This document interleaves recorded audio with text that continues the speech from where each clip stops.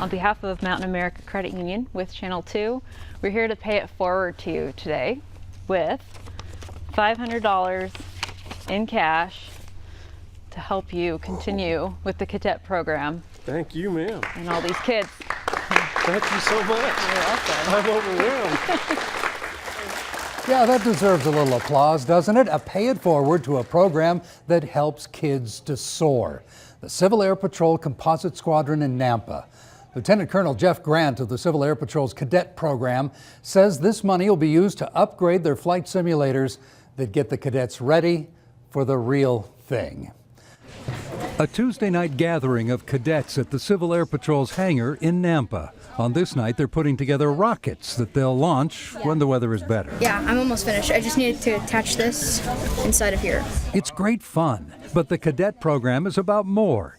It's about discipline and respect and confidence, and it's about sparking that interest in aviation. This is all the correct controls from an F-16. Matter of fact, Civil Air Patrol just this year has started a program where cadets can actually learn how to fly and get their actual pilot's license by the time they're 18.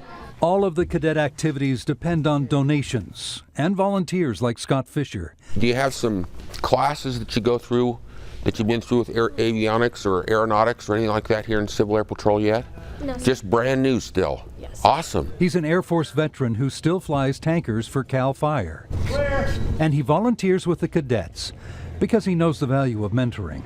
I think that's a kind of a duty that we all have, and I think for me, my father mentored me and introduced me to aviation, and I was always very interested in it.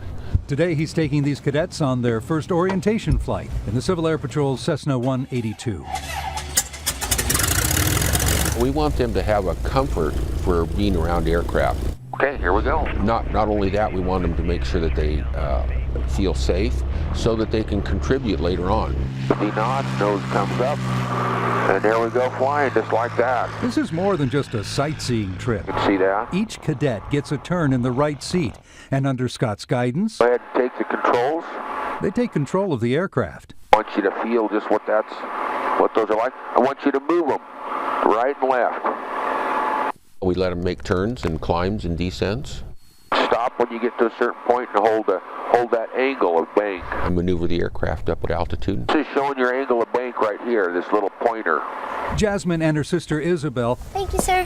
have only been in the cadet program for a few months. Well, at first you're voluntold, but once we got in, we realized it was a lot of fun, and we're glad that we were voluntold to do this, sir. Voluntold? Yes, sir. Dad was the one who voluntold them. Get them away from video games and their phones and get them more involved in community activities. Whatever path the cadets choose in life, this program is opening their eyes to something new and exciting.